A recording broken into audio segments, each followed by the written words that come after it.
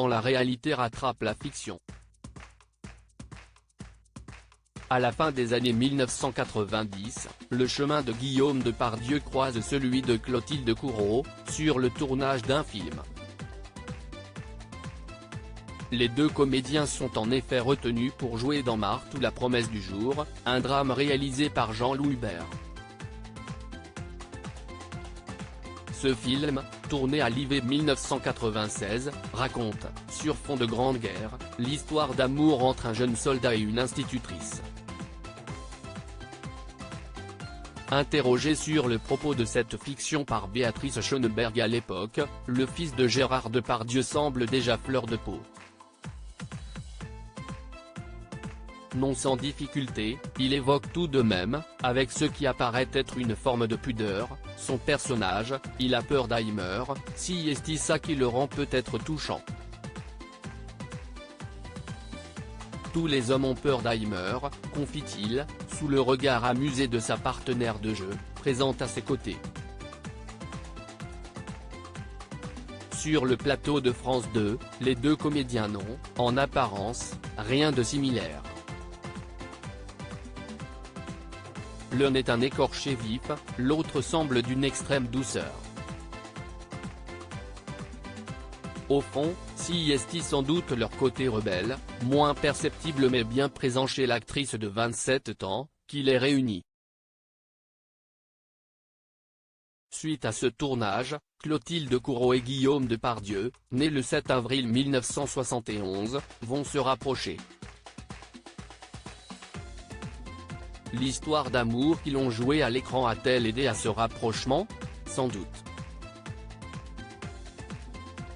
Mais cette fois, les sentiments sont bien réels.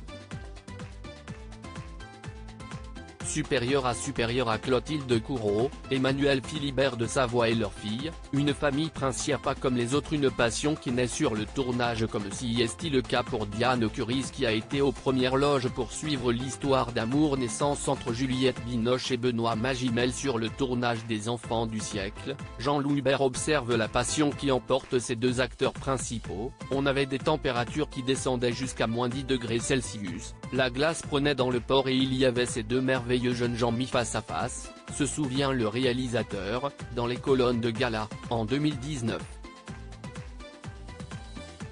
Et de confier, toujours avec émotion, 22 ans plus tard, vous écrivez une histoire d'amour formidable et un vrai coup de foudre, le miracle, se produit là, sous vos yeux. Pour un cinéaste, si est un cadeau parce que la vérité du sentiment sert le film, il est même palpable dans certaines scènes. Imprégnés de leur rôle, Clotilde Courreau et Guillaume Depardieu vont au-delà du simple fait de jouer, comme le constate très vite le réalisateur. Ils ont très vite ressenti et vécu comme une espèce de grâce qui leur était donnée et qu'ils m'offraient en retour, confie Jean-Louis Hubert auprès de Gala. L'alchimie est bien réelle et personne n'y échappe. Désormais, Guillaume Depardieu a Clotilde Courreau dans la peau. Au sens propre, comme au sens figuré. Il se fait en effet tatouer Clo, le diminutif de sa dulcinée, sur le ventre. Guillaume Depardieu, l'amour de jeunesse de Clotilde Courreau. Si la passion est aussi forte, si est sans doute aussi parce que les deux protagonistes sont encore jeunes. Si est la première fois que l'amour, le véritable, leur tombe dessus. Clotilde Courreau ne sortira d'ailleurs pas indemne de cette histoire, cet amour de jeunesse m'a donné la force de vivre ma vie et de ne jamais ni rien renier ni rien oublier, confie-t-elle, dans les pages de Gala, en 2019.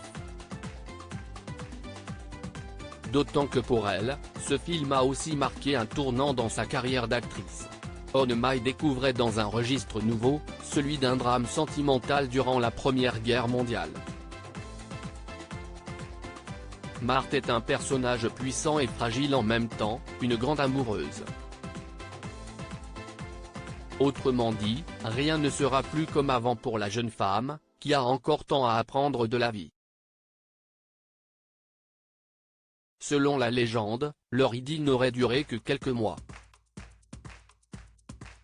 Peu de temps après sa relation passionnelle avec Clotilde Courreau, Guillaume Depardieu, qui était connu pour sa fragilité mais aussi ses addictions, tombe amoureux d'une autre comédienne. Elle s'appelle Élise Ventre. Il l'épouse le 30 décembre 1999. L'année suivante, naît leur unique enfant, une fille prénommée Louise. Après avoir surmonté plusieurs épreuves ensemble, notamment liées à la santé extrêmement fragile de l'acteur, le couple divorce en 2006. Guillaume, par peur de l'abandon, peur de répéter les schémas, a tout fait pour que je m'en aille. C'était sa façon de me protéger. Mais nous nous aimions toujours. Juste avant de partir sur son dernier tournage, il m'a dit « Je te réépouse dans 2 ans », confie Élise Ventre à Paris Match en 2013. Les femmes qui ont fait partie de la vie de Guillaume Depardieu ne peuvent pas l'oublier. Si est ainsi. Un lien indéfectible. La mort de Guillaume Depardieu, survenue le 13 octobre 2008 des suites d'une pneumonie et d'une nouvelle infection à un staphylocoque doré, est un choc immense pour Clotilde Courreau. Après sa disparition, elle formule un regret, de ne pas avoir revu Guillaume Depardieu avant qu'il nous quitte. Guillaume était un être rare, je l'aimais infiniment.